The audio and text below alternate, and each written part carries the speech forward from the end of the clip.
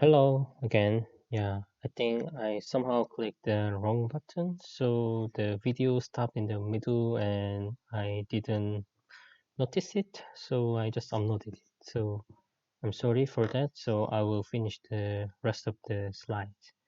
So we just finished the movie about the May 18th and 전두환 military regime brutally subdued the protesters. And more than 600 people were killed. But now this movement is recognized as a democratization movement, although they have fought against the special forces. But back then in 1980s, not many people know about this situation because the government controlled the information. So other cities like Seoul or Busan, they even haven't known about this movement. But now everyone knows about it. But some people, extreme conservative people, claims that actually North Korea sent army to Gwangju, and people who fought against special force are actually North Korean army. So yeah, some people even claims that. Okay, so those are the real pictures from 1980 in Gwangju. Yeah. And in September 1980, Chun was elected as a president by non-partisan delegates according to the Yushin constitution.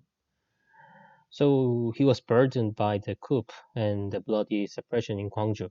So he chose appeasement policies, including abolishing curfew, softening security laws, and liberalizing overseas travel.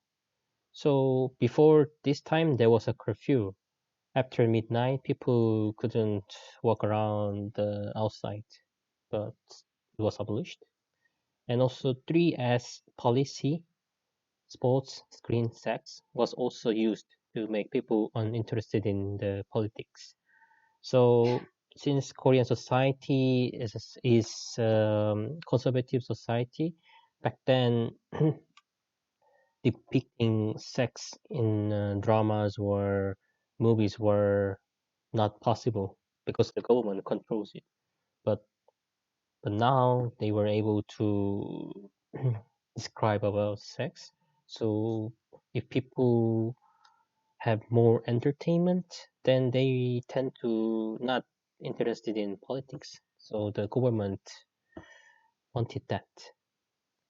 And in the 1980s, the economy began to take off due to the previous investment in heavy industries and also due to international factors such as low oil price, strong US dollar, and high interest rates. Economic situation was pretty good back then. But Koreans started to demand revising the constitution in order to institute a popular vote for the presidency. So on the 10th of June 1987, the death of a student protester by police torture ignited a large-scale demonstration in Seoul. So my parents also were there back then. They were university students back then, and quite many university students and also workers supported this movement, participated in this movement. So the president unwillingly yielded to the people's demand and changed the constitution to a popular vote. So I think the 1987 can be compared to 1989 in Estonia. And also Estonia got independence in 1991, so Estonia became also democratic since then. So South Korea also achieved the democracy around the same time that Estonia had. I think it's interesting because many people think that communist bloc is all always not democratic, but capitalist bloc was democratic, have been democratic all the time. But actually, what my parents have experienced and what Estonians, your parents have experienced were quite similar, although they were from different bloc. Uh, and but in December 1987, an election for a single 5-year presidential term was held under a new constitution, and we still use this constitution. So you can do presidency term only once. There were many dictators, so you can do it only once according to the constitution. But Rohteo, who staged a military coup with Chun in 1980, won over both Kim Young-sam and Kim Dae-jung with 36% of the vote, thanks to the two democratic rivals splitting the opposition votes. So both Kim Young-sam and Kim Dae-jung were popular leaders from opposition party, and both of them wanted to be a president. So all of them was in an election.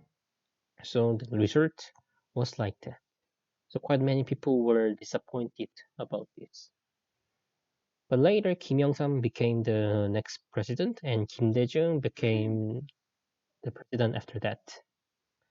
Anyways, so although Sixth Republic officially started from Rohteo's term, virtually this period was the extension of the military regime. So that's why I covered this part today. Uh, and Rohteo established diplomatic relations with Hungary, the Soviet Union, and China. In 1988, there was a Seoul Olympics, and Soviet Union and other communist countries also participated to Seoul Olympics. So after that, they made diplomatic relations. But in 1992, South Korea established the diplomatic relations with China, which means that they don't recognize Taiwan as a country anymore. So South Korea removed diplomatic relations with China because of the One China policy. We will also cover about this matter later, more in detail. And South Korea and North Korea held the first sports and cultural exchanges in 1991. So two Koreas participated to ping pong match as a single team. And in the same year, both Koreas signed the basic agreement. And the two sides agreed to recognize the existence of each other's government body, respecting each other's different systems, and autonomy in domestic affairs. However, they still have not recognized each side as an independent state. That's why the security law, National Security Act that I have shown you before, states that anti-government organization, not the North Korea or country, something like that. So both South and North don't recognize each other as an independent country still. And in 1991, both Koreas simultaneously entered the UN as individual members. So I think Estonia also joined the UN in 1991, right? So we joined at the same year.